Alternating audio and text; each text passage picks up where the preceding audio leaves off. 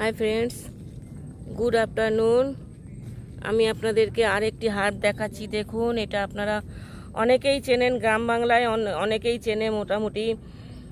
এটার বিজ্ঞানসম্মত নাম হচ্ছে এনথ্রিমা পর্তুলাকাস্টাম। এটি দেখুন, এটি এখানে রেড কালারেরটা খুঁজে পাওয়া গেছে। এটা দুই ধরনের হয়, একটা রেড কালারের হয়, একটা হোয়াইট কালারের হয়, কিন্তু এই উদ্ভিদটা বহু দূর পর্যন্ত বিস্তৃত। এটা রেড কালারের একটি উদ্ভিদ। এটি অ্যাজিওসিয়া ফ্যামিলিভুক্ত একটি উদ্ভিদ। এটাকে আইস প্ল্যান্টও বলে এবং এর সাধারণ নাম হচ্ছে এর হার্ব পার্সুলান। এর হচ্ছে কমন নাম, কিন্তু আমাদের গ্রাম বাংলায় একে সাঞ্চির শাকও বলা হয়। এটি একটি উপকারী উদ্ভিদ।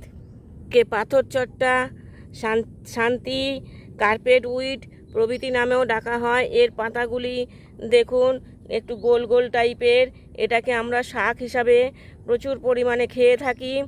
এটি আয়রন, ক্যালসিয়াম এবং ফসফরাস সমৃদ্ধ একটি শাক। ফসফরাস একমাত্র সামুদ্রিক মাছের মধ্যেই পাওয়া যায়। দেখুন, কিন্তু এই শাকটার মধ্যে সেই সামুদ্রিক মাছ না খেয়েও যারা নিরামিষভোজী হয়, তারা সাধারণত এই শাকটা খেয়েও তাদের শরীরে ফসফরাসের চাহিদা যোগান দিতে পারবে। এরা দুই তরফে বংশবিস্তার করে।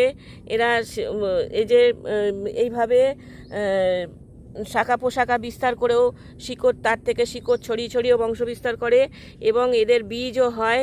এদের বীজ থেকেও বংশবিস্তার করা হয়।